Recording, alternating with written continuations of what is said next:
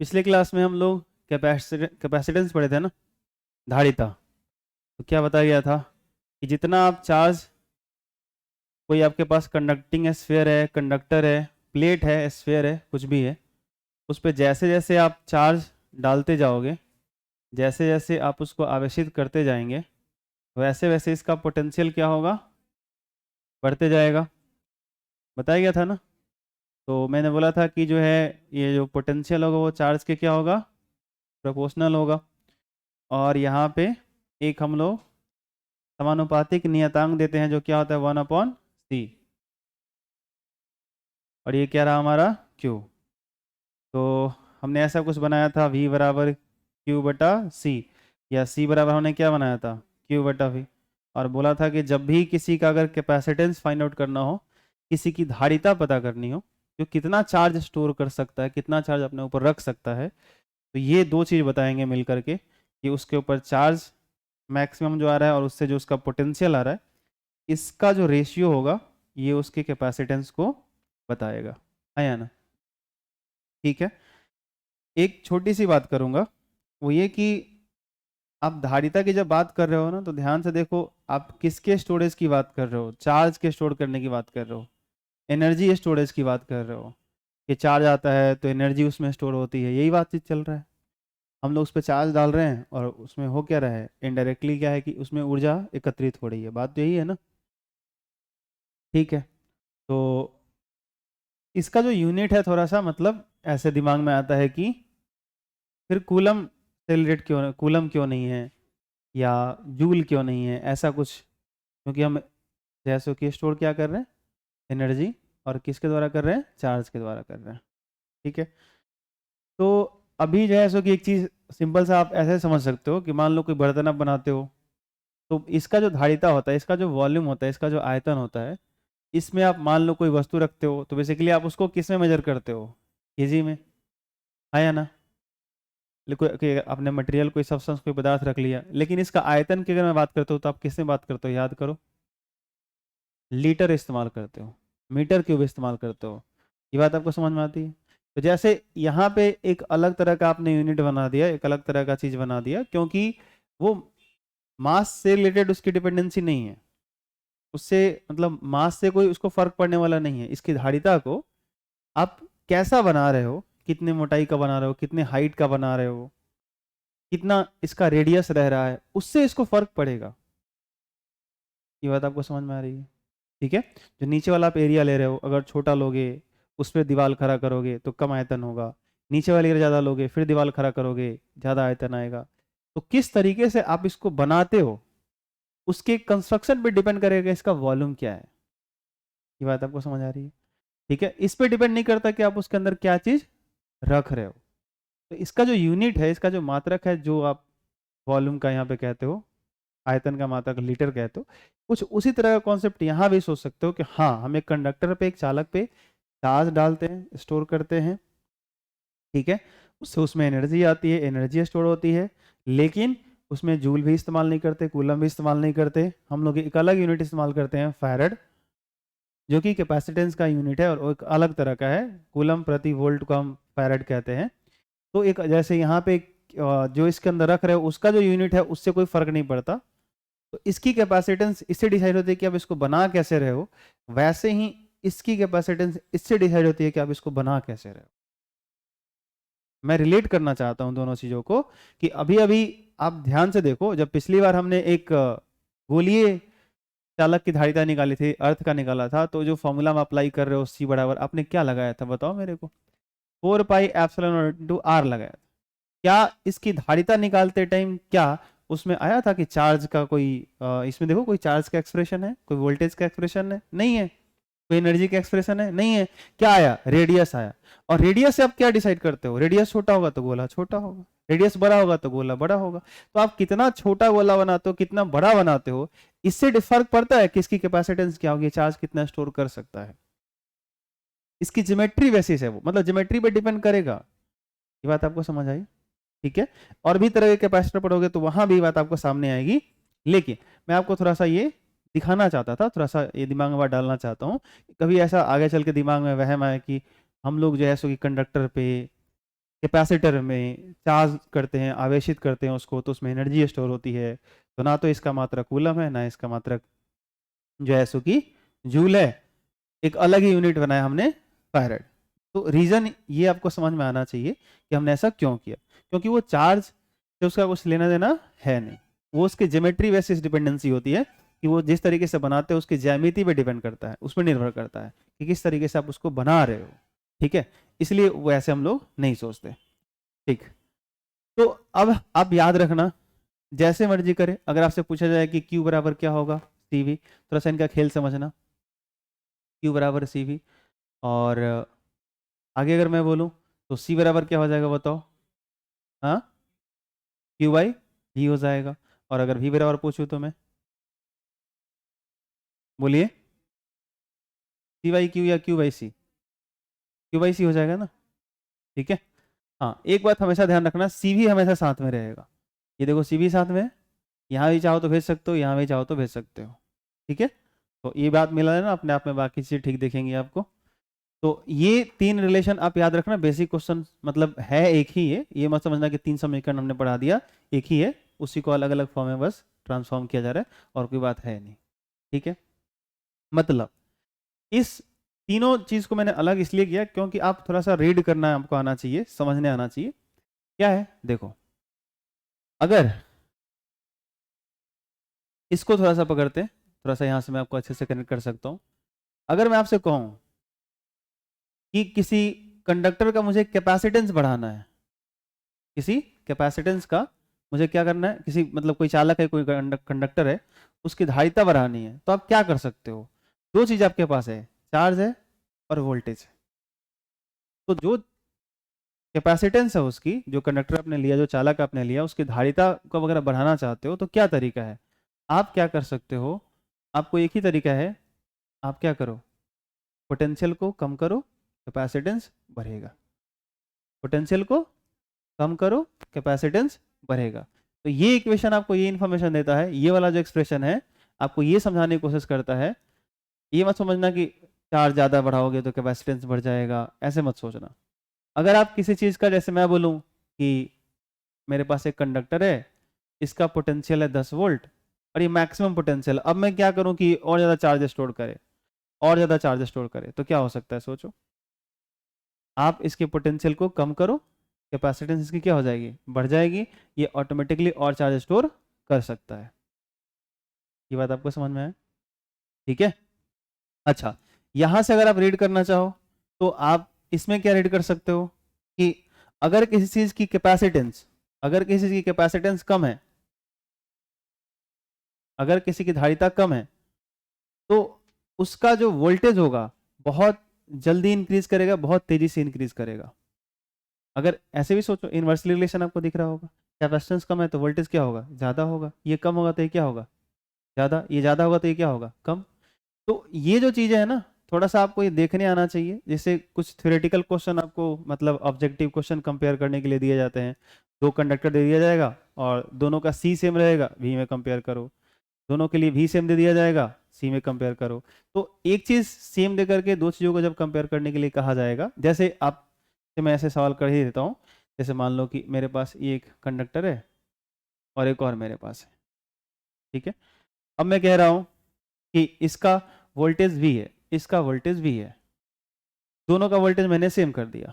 अब आपसे मैं कहना चाहता हूँ कि जैसे इसका C1 है, इसका C2 है, ठीक है, दोनों का कैपेसिटेंस C1 C2 है, तो अब ज्योमेट्री बेसिस है तो अलग अलग होगा ही, मैंने इसका रेडियस ज़्यादा रखा, इसका कम रखा, तो कैपेसिटेंस अलग है।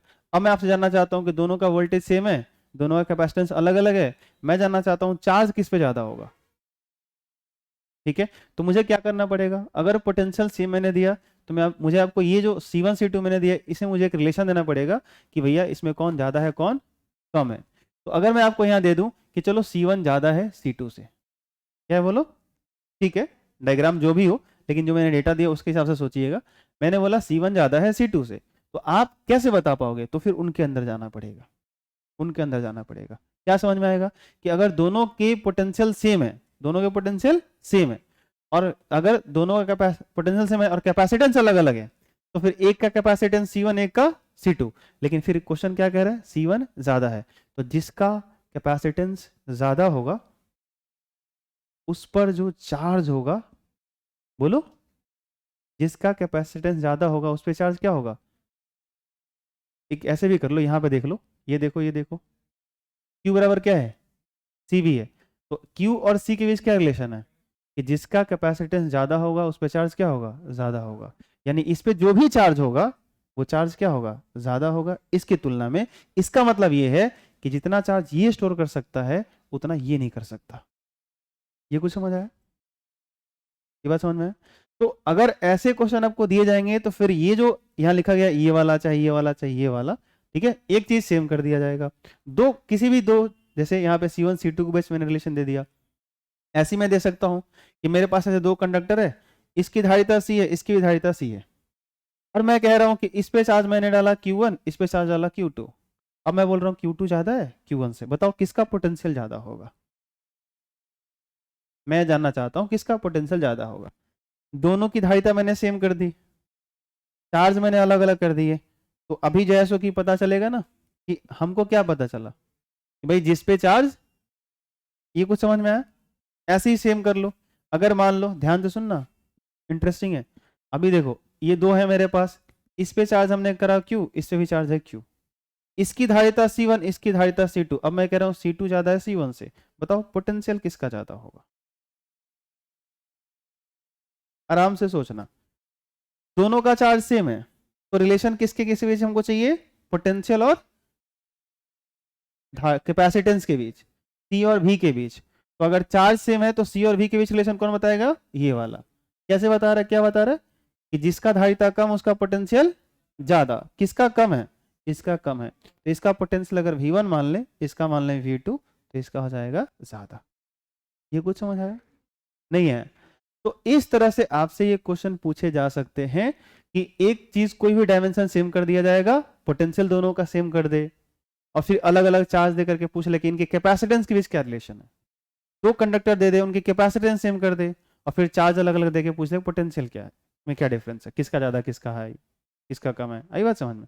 तो इस तरीके से ये जब सब क्वेश्चंस हैं वो आप इनसे सॉल्व कर सकते हो। है ये एक ही, फिर से कह रहा हूँ, जैसे वो पाइथागोरस में पढ़ते हो ना, कर्ण स्क्वायर बराबर आधार स्क्वायर प्लस, तो तीन बना लेते हो ना आप, ऐसे नहीं बना लेते हो? एच स्क्वायर बराबर B square plus P square, तो आप ऐसा भी तो बना लेते हो, बी स्क्वायर बराबर H square minus P square. तो ऐसा थोड़ी है कि आपने पाइथागोरस का दूसरा आविष्कार कर दिया है, तो वही, हाँ कि ना? बस उसको अलग फॉर्म में लिख रहे हो। हाँ, ये आपको आ जाता है तो क्वेश्चन जल्दी बना लेते हो, और क्या होता है। तो ये आपको पता होना चाहिए, इसको रीड करने आना चाहिए, कौन कौन सा इस्तेमाल करना है, कैसे सोचना है, ठीक है। ऐसे क्वेश्चन के लिए आपको ये थोड़ा सा दिमाग लगाने पड़ेंगे। आगे बढ़ें क्या? चलो, अब हम लोग बात करने वाले हैं कि एक कंडक्टर की जो पोटेंशियल एनर्जी होती है, क्या होती है? एक कंडक्टर की जो पोटेंशियल एनर्जी होती है, एक चालक की जो स्थितिज ऊर्जा होती है, उसकी बात करने वाले हैं। चालक की स्थितिज ऊर्जा, ठीक है, अगर उस पर कुछ चार्ज कैपिटल Q हो, ठीक है, चालक की स्थितिज ऊर्जा, potential energy of a conductor, शायद यू होना चाहिए, potential energy of a conductor. देखो, जैसे मान लो कि यहाँ पे शुरू में इसके ऊपर कुछ चार्ज है, इनिशियली मैं कुछ चार्ज मान लेता हूँ, इनिशियली इसके ऊपर कुछ पॉजिटिव चार्ज है Q0, ठीक है। अब मैं क्या करता हूँ कि इसको थोड़ा थोड़ा चार्ज इसको और दे रहा हूँ, और इसको चार्ज करते जा रहा हूँ, आवेशित करते जा रहा हूँ, करते जा रहा हूँ, करते जा रहा हूँ। तो एक टाइम पे अगर ये जो भी इसको चार्ज देना है, जितना मैंने चार्ज किया, जो भी जितना मुझे चार्ज करना था मैंने कर दिया, और फिर मुझे इससे पूछा जाएगा बताओ अब इस कंडक्टर की पोटेंशियल एनर्जी कितनी है, तो वो एनर्जी किसके बराबर होगी, सवाल ये है। पहले क्वेश्चन समझो ठीक से, फिर उसके बाद प्रूफ करेंगे। मेरे पास एक कंडक्टर है, ठीक है, और इसको मुझे चार्ज करना है, तो मैंने एक प्लस चार्ज को पकड़ा, उठा कैसे लाए, तो मैंने कुछ एनर्जी खर्च की होगी। फिर आपको होगा सर ये तो उदासीन था, ये न्यूट्रल था, तो प्लस लेके आओगे तो कोई विरोध नहीं होगा, तो एनर्जी खर्च ही नहीं होगी।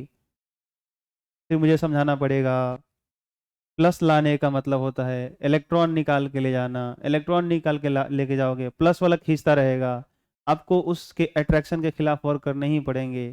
फिर आपको समझ में आ जाएगा कि प्लस लेके आ रहे हैं सर तो एनर्जी खर्च होती ही होगी। आया समझ में? नहीं आया? आया? तो अभी जो है सो कि मैं क्या कर रहा हूं, ऐसे एक पॉजिटिव चार्ज लेकर के आया तो मैंने कुछ वर्क किया होगा।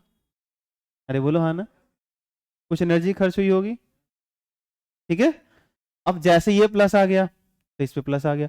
अब सोचो एक और प्लस पकड़ के उसको भी लेके आ रहा हूं तो क्या होगा, और एनर्जी खर्च होगी। हाँ अब समझ में आता है कि अच्छा अब विकर्षण होगा तो अब बल लगाना पड़ेगा। पहले वाला नहीं समझ में आ रहा था, पहले उदासीन था।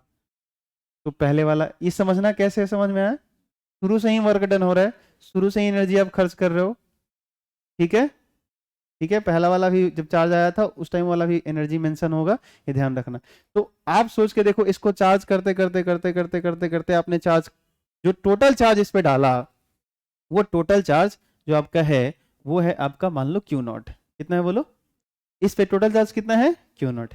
तो अब मैं ये जानना चाहता हूं कि मैंने जितना इस पे चार्ज डाला उसके बाद इसके पास कितनी एनर्जी आ गई, पोटेंशियल एनर्जी, इस कंडक्टर की पोटेंशियल एनर्जी कितनी हो गई। तो भाई जितना मैंने एनर्जी खर्च किया होगा मैं उसको कैलकुलेट कर लेता हूँ, हाँ या ना। तो बड़ा सिंपल तरीका है इसको फाइंड आउट करने का। इसकी पोटेंशियल एनर्जी फाइंड आउट करने का तरीका क्या है, हम लोग ये निकालेंगे कि जो मैं इस पे चार्ज डाल रहा था उसे मैं वर्क कितना कर रहा था, क्योंकि मैं जितना वर्क करूंगा वही उसकी क्या होगी, पोटेंशियल एनर्जी होगी। हमारे पास वर्क डन चार्ज पोटेंशियल के बीच कुछ रिलेशन है। पहला चार्ज डालोगे सोचो इसके ऊपर कुछ पोटेंशियल आ जाएगा। अरे बोलो हाँ या ना। तो मान लेते हैं किसी टाइम पे कुछ चार्ज हमने दिया था किसी टाइम पे, तो उसका पोटेंशियल भी था। तो मुझे बताना जरा उस टाइम उसके पास कितनी एनर्जी होगी, कितना वर्क किया गया होगा। तो आप क्या पढ़ते हो, V बराबर W/Q। तो उस पर कुछ चार्ज डाला होगा तो चार्ज हमने क्यू नॉट डाला। उस टाइम जो पोटेंशियल था, मैं लिख देता हूँ लैंग्वेज में, घबराओ मत। जिस टाइम पे चार्ज क्यू नॉट था, पोटेंशियल उसका कुछ होगा, वो मैंने V बोल दिया। तो भाई वर्क डन कितना किया होगा, जिसने भी उतना क्यू नॉट चार्ज उसको किया होगा, तो V इंटू क्यू नॉट बराबर W। इतना वर्क डन किया होगा यानी इतनी एनर्जी उसकी पोटेंशियल होगी। अरे बोलो हाँ या ना। अरे सही बोल रहा हूँ ना। अब कोई कह रहा है कि मैं और भी चार्ज ला के उस पर डाल रहा हूँ तो तुम और भी वर्क कर रहे हो। अरे हाँ ना बोलो। ठीक है, ये बात आपको समझ आती है। ठीक है, तो अभी मैं क्या करता हूँ, थोड़ा सा यहाँ पे एक लैंग्वेज बना देता हूँ ताकि आपको आसान लगने लगे। क्या बनाऊंगा देखो, माना कि किसी क्षण, एट इंस्टेंट, मतलब कुछ चार्ज है, माना कि किसी क्षण एक चालक पर क्यू नॉट आवेश है जिससे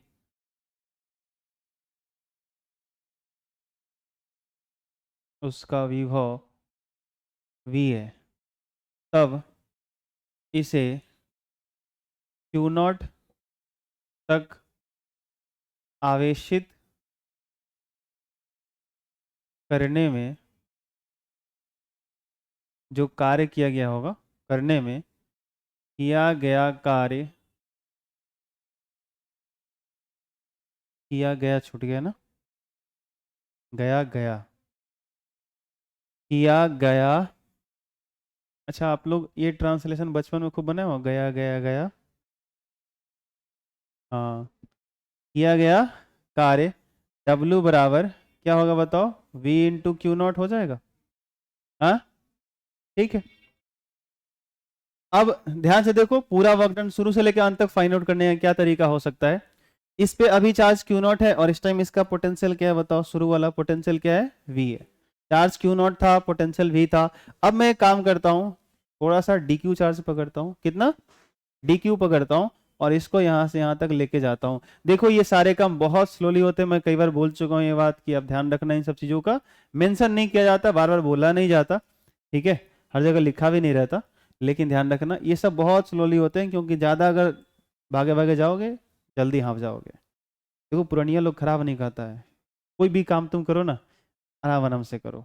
अब देखना जब खेती उती काम करो, चाहे कुछ भी ऐसा करो, हम लोगों का क्या होता है,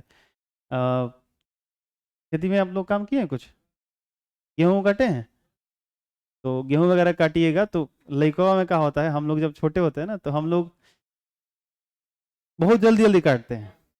आपने वो पापा को देखिए, मम्मी को देखिए, चाहे वो जो नहीं हो, काम करने वाले जो कामगार लोग आते हैं, जाना लोग आते हैं, तो वो बड़े आराम से अपना, उनका एक ही स्पीड होता है, समझा रही बात। तो वो देखना बहुत देर तक चलते हैं। हम लोग जैसे कि तुरंत दो मुट्ठी काटेंगे, खड़ा होकर देखेंगे, बाप हाथ ना बा सदते नहीं के, ये भाव उत्पन्न होता है, ठीक है। तो हड़बड़ी वाला काम हो जाता है। तो ये सब जो चीज है ना, थोड़ा सा आदमी उसमें क्या करता है कि जो आप एनर्जी खर्च कर रहे थे, गलती क्या हो रहा है पता है, आप जो एनर्जी खर्च कर रहे हैं, वो जो काम कर रहे हैं, उसके अलावा बहुत सारा एनर्जी आपका वेस्ट हो रहा है। आपसे हम बोले कि जाइए नीचे से कल से आप 2 बाल्टी पानी भर के लाइए, ठीक है, आप गए, आराम से चलाए, आराम से भरे, ठीक है, और ला के रख दिए। एक आदमी गया, धबर धबर धबर धबर गया, बाल्टी में पानी भरा, कूद के आ गया, सोच के देखो, अब बताओ, हाँ, अब वो क्या होगा, सोच के देखो, इतना वो हाँफने लगेगा, उसका स्थिति खराब हो जाएगा। अरे बात समझ में आ रहा है? जबकि होना क्या चाहिए था, दोनों के लिए सेम एनर्जी, लेकिन जो दौड़ के आएगा, जो भाग के आएगा, वो ज्यादा एनर्जी लॉस कर दिया। आई बात समझ में? क्योंकि वो भाग के आया, कुछ एनर्जी कहाँ चला गया, काइनेटिक में। जबकि ध्यान से सोचो, अगर सोचोगे सही से, तो जो पानी लेके आया वो काम दोनों के लिए सेम ही है। ऐसा कुछ भी नहीं है कि भाग क्या करके दोगे तो ज्यादा सामने वाला ज्यादा रिस्पॉन्स दे रहा है, ऐसा कुछ नहीं है, काम तो दोनों के लिए सेम ही था। अरे बोलो हाँ, है ना?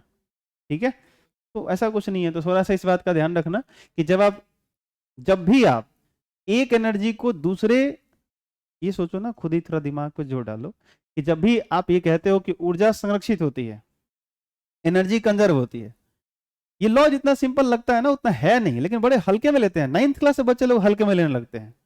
ऊर्जा का ना तो निर्माण होता है, ना उसका विनाश होता है, ये बस एक रूप से दूसरे रूप में रूपांतरित होती है। Sir, I very well know about law of conservation of energy. सब जानते हैं energy can neither be created not be destroyed, it's only converted in one form to another form. एक गजब का मानना पड़ेगा, जोश होता है बच्चों में। किसी बच्चे से तुम पूछ लो, ये लॉ सही बताता है, वो एकदम सही बताता है वो। लेकिन इसकी बारीकी को महसूस करना, आप 11th-12th में हो। अल्बर्ट आइंस्टाइन ने कहा था कि 11वीं-12वीं में बच्चों को पढ़ने नहीं चाहिए, उनको ये बताना चाहिए कि पढ़ते कैसे, उनको पढ़ना सिखाना चाहिए। क्योंकि पढ़ तो आप पहले भी रहे थे, वो पढ़ाया तो आपको पहले भी जा रहा था, आप 19 में वही कर रहे थे जो अभी आप कर रहे हो। तो प्लीज अभी आप वो मत करो, सीखो कि पढ़ते कैसे, चीजों को सोचते कैसे। जब आप कहते हो कि ऊर्जा का ना तो निर्माण होता है ना विनाश होता है, बस ये फॉर्म चेंज करता है, इसका क्या मतलब है? कि जब वर्क कर रहे हो और कह रहे हो कि ये वाली एनर्जी ट्रांसफॉर्म हो रही है दूसरे में, इसका क्या मतलब है कि आप जितना वर्क डन करो, वो पूरी की पूरी एनर्जी उसमें कन्वर्ट हो। अब ऐसा हो रहा है, सोच के देखो कि आपने वर्क डन किया 100 जूल का, वहां जा रहा है 80। सोच के देखो, आपने वर्क डन किया 100 जूल का और सामने वाला का मिला 80, तो फिर कहीं ना कहीं कुछ तो फॉल्ट हो रहा है ना। तो ऐसा क्यों हो रहा है? और 100% ये सही कभी नहीं हो सकता। आप जब भी वर्क करोगे ना कुछ एनर्जी एक्स्ट्रा खर्च होगी ही होगी। ये बात आपको समझ में आई? आप जब वर्क करोगे तो कुछ ना कुछ एनर्जी एक्स्ट्रा जाएगी ही जाएगी, एक्स्ट्रा फॉर्म में जाएगी ही जाएगी। लेकिन हम लोग मतलब वर्क ज्यादा करते हैं, उसके वजह से एनर्जी कम स्टोर होती है, हकीकत यही होता है। लेकिन हम लोग वो बैलेंस क्यों मान के चलते हैं? क्योंकि हम इस चीज को नजरअंदाज कर देते हैं, इस चीज को भूल जाते हैं कि हम जो एक्स्ट्रा एनर्जी खर्च कर रहे हैं। अच्छा सोच के देखो ना, आप जमीन पर से पत्थर उठाओ 10 kg का, इस छत पे ला के रखो, पोटेंशियल एनर्जी कितना? तो mgh, उसका मास, जी का वैल्यू पता है, हाइट मल्टीप्लाई कर लो। अरे हाँ ना बोलो, सही है ना? एक चीज बताओ, उसी पत्थरों को लेके 10 बार नीचे ही घूमो पहले, और तब छत पर लेके आओ, क्या पोटेंशियल एनर्जी उसका ज्यादा आ जाएगा? आ ही नहीं सकता। तो आप क्या कर रहे हो, उस एनर्जी को कहीं अलग ही खर्च कर रहे हो, आप वेस्ट कर रहे हो, बस और क्या है। ठीक है, तो ये चीज है थोड़ा सा। तो एक काम करना, ये सब बहुत स्लो होते हैं, ठीक है, मेंशन भी कर दिए यहाँ पे, फिर बार बार कह रहा हूँ, तो आराम से बहुत स्लोली इस चार्ज को लेकर के यहाँ पे लाके चिपका दो। तो जो वर्क डन होगा, मुझे बताओगे कितना होगा? बताओ कैसे निकालेंगे, बताओ। क्या हम लोग इस वर्क डन को ऐसे नहीं कर सकते? डी डब्ल्यू बराबर, जब आप DQ चार्ज लेकर के आ रहे थे, सुनो ध्यान से, तो उस टाइम उसका कुछ पोटेंशियल होगा, तो उस टाइम जो पोटेंशियल होगा V, और जो चार्ज आप लेकर के आ रहे थे उससे उसको मल्टीप्लाई कर दो। अरे बोलो हाँ या ना, चलेगा क्या?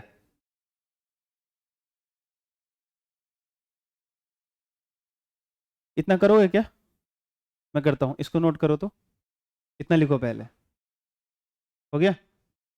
तो किसी टाइम पे अगर इसका पोटेंशियल क्या है बताओ, V है, इस पे चार्ज अगर मैं डी क्यू लेकर के आता हूँ तो मुझे कितना कार्य करना पड़ेगा, जो भी कार्य करना पड़ेगा वो बहुत ही कम होगा, डी डब्ल्यू होगा, और वो डी डब्ल्यू कितना होगा, वी इंटू डी क्यू। ऐसा कर सकते हैं।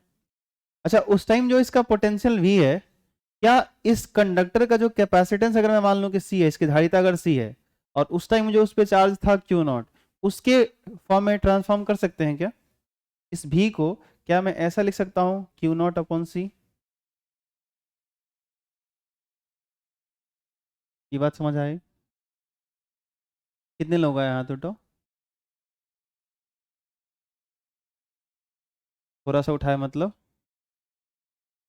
थोड़ा ही समझ में आया। पहले तो ये समझ में आया कि किसी भी कंडक्टर को अगर आप चार्ज देते हो, क्यू नॉट आपने चार्ज दे दिया, पोटेंशियल उसका वी हो गया, तो आपने कितना वर्क डन किया होगा, तो डब्ल्यू बराबर वी इंटू क्या होता है, क्यू होता है। तो गजब वाले, पोटेंशियल वी था, चार्ज इस पे टोटल क्यू नॉट था, मल्टीप्लाई कर लो, कितना वर्क डन किया होगा, मिल जाएगा। अब मैं कह रहा हूँ इसकी कहानी छोड़ो, अब मैं अगला जो चार्ज लेकर के आने वाला हूँ वो डी क्यू है। कितना है अगला चार्ज? मैं डी क्यू लेके आ रहा हूँ। तो अब जो मैं वर्क करूंगा, मैं बस उस वर्क की बात कर रहा हूँ, उस थोड़े से वर्क की बात कर रहा हूँ, तो वो डी डब्ल्यू होगा। इसीलिए तो मैं रुक गया कि अब आराम से बता रहा हूँ, घबराओ मत। तो डी डब्ल्यू है, तो कैसे निकालोगे? तो फिर से वही काम करोगे, इस टाइम जो पोटेंशियल होगा, तो पोटेंशियल भी है, जो चार्ज लेकर के आ रहे हो, मल्टीप्लाई कर दो। अरे हाँ ना, बोलो। तो जब आप लेकर के आ रहे थे उस टाइम इस पे चार्ज कितना था, क्यू नॉट, पोटेंशियल क्या था, वी, इसकी धारिता तो सी है ना, और धारिता रेडियस पे डिपेंड करती है, ज्योमेट्री पे, चार्ज और पोटेंशियल पे डिपेंड नहीं करती। तो मैं बस ये कह रहा हूँ कि क्या यार, इस पर इस जो पोटेंशियल है ना अभी इसका, क्या इसको चार्ज और ये इसके धारिता के फॉर्म में ट्रांसफॉर्म कर सकते हो? तो रिलेशन अभी पढ़ा आपने ना, सी क्यू वी का, नहीं पढ़ा? क्या था? तो डी डब्ल्यू बराबर यहाँ पे आप नहीं कर सकते ऐसा, क्यू नॉट अपॉन सी? बोलो हाँ या ना। मैं बस इस भी के जगह पे रख रहा हूँ, अरे अभी भी ये पोटेंशियल ही है भाई, बस उस पे जो चार्ज है और उसकी धारिता उसके रिस्पेक्ट में लिखा जा रहा है, उसके टर्म में लिखा जा रहा है ये। सही है ना? तो ये हम लोगों का इंटू डी क्यू। लेकिन ये कौन सा वर्क डन है मेरे को बताओगे? ये वो कार्य है जो आपने डी क्यू को लाने में किया है। सही है। हमको क्या करना था, हमको तो शुरू से लेके अंत तक जितना चार्ज इसको करना है वहां तक करने हैं। तो क्या करेंगे, इंटीग्रेट कर लेते हैं इसको। क्या कर लेंगे, इंटीग्रेट कर लेते हैं, यानी इधर भी लगाना पड़ेगा, इंटीग्रेट कर लेते हैं। अच्छा, कहां से कहां तक, किसको इंटीग्रेट करोगे, कौन सा चीज वेरी करेगा? डी क्यू चार्ज आप लाते जा रहे हो, तो डी क्यू, ये Q not D Q very करेगा, इसको इंटीग्रेट करो। और ये जो सी होता है, सी कैपेसिटेंस है, और कैपेसिटेंस धारिता किसी चालक की, किसी संधारित्र की, वो ज्योमेट्री पे डिपेंड करती है, बनाने के टाइम सोचा जाता है। तो ये कांस्टेंट होगा, ये बाहर चला जाएगा, तो क्यू नॉट डी क्यू का इंटीग्रेशन करोगे, और लिमिट लगा सकते हो, क्या बताओ, जीरो से जितना आपको चार्ज करना है, 2 कूलम, 4 कूलम, 5 कूलम, इस पे कितना आपको चार्ज डालना है, कितना आप चार्ज इसको करना चाहते हो, वो आप अपर लिमिट लगा दो। शुरुआत तो जीरो से ही करोगे ना। ये बात आपको समझ आई? तो बस हो गया, कहानी खत्म। कर लो आप। क्या करोगे कि डी डब्ल्यू का इंटीग्रेशन करोगे तो ऐसे डब्ल्यू आ जाएगा, डी डब्ल्यू थोड़ी रहेगा, ये डब्ल्यू हो जाएगा, और इधर क्या हो जाएगा, 1/c बाहर आ जाएगा। Integration of 0 to capital Q करना चाहते हो, कैपिटल क्यू लिखो। क्या हो जाएगा बताओ, यहाँ पे क्या था, क्यू नॉट डी क्यू, यही था ना? क्या आएगा बताइए? तो W बराबर 1/c, इसका बताओ इंटीग्रेशन क्या होता है, एक्स डी एक्स टाइप का नहीं दिख रहा है क्या?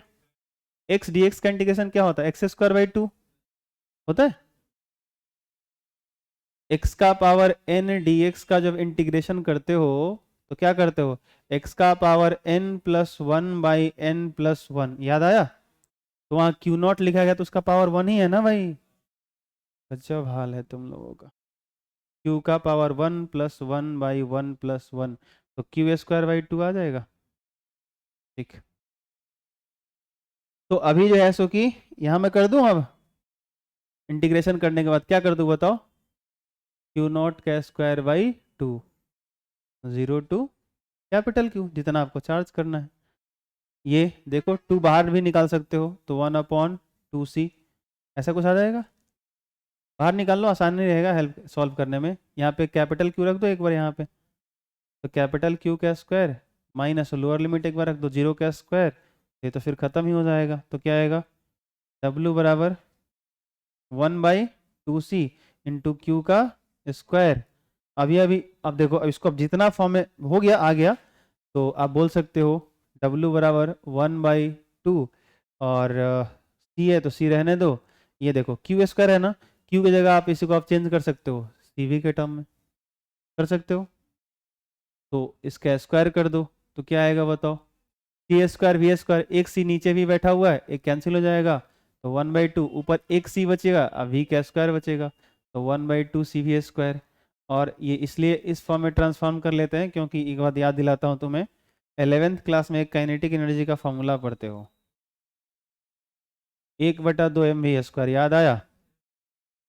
मास कांस्टेंट होता है, वी वेलोसिटी होती है किसी टाइम पे, वैसे ही सोचो सी कैपेसिटेंस है, कांस्टेंट होता है एक चालक के लिए, और वी यहाँ पे पोटेंशियल है, सुनाई दे रहा है, किसी टाइम पे उसका जो पोटेंशियल है, किसी चार्ज जो चार्ज किया आपने उस चार्ज के बेसिस उसका पोटेंशियल है, वो पोटेंशियल का वैल्यू पुट करो, उसकी धारिता वो पुट करो, निकल के आ जाएगा कितना आपने वर्क डन किया है।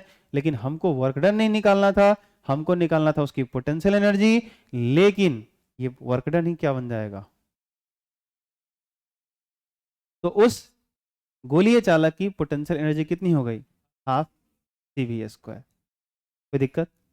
अब अगर आप इसको ये Q के टर्म में रखना चाहते हो तो बोलो Q²/2C बोलो, आप बोल सकते हो, वहीं यू कर सकते थे, कोई दिक्कत नहीं था। आप QC के टर्म में रखना चाहते हो तो वो रखो, CV के टर्म में रखना चाहते हो तो ये रखो। एक और हो सकता है, सोचो कौन सा, Q और V का टर्म हो सकता है, नहीं हो सकता है क्या, हो सकता है ना। ये जो C है इसको Q और V के टर्म में चेंज कर दो, एक और आ जाएगा, कोई दिक्कत नहीं है। तो ये नहीं कि बस एक पढ़ लिया क्वेश्चन दूसरे का दे दिया तो नहीं बना, ये नहीं करना है, आपको ये ट्रांसफॉर्मेशन पता होना चाहिए, ठीक है। हर जगह किया नहीं जाएगा, मैं आपको वो करके दिखा चुका हूं पहले कैसे करना है, ठीक है। तो सिंपल सा था, जल्दी से कर लो इसको। रीडिस्ट्रीब्यूशन अभी सही है ना, redistribution of charge and energy loss. Heading लगा लो, आवेशों का पुनर्वितरण एवं ऊर्जा हानि या ऊर्जा ह्रास, इसी को बोलते हैं redistribution of charge and energy loss. कुछ स्टेटमेंट लिख रहा हूं, आप सबको लिखना है, थोड़ा इंग्लिश वाले अपना वो कर लेंगे। माना कि C1, C2, C1, C2 धारिता के दो चालक गोलों पर आवेश क्रमशः Q1 तथा Q2 है, जिससे उनके विभव V1 एवं V2 हैं। इस स्टेटमेंट को पहले जल्दी से कंप्लीट करिए।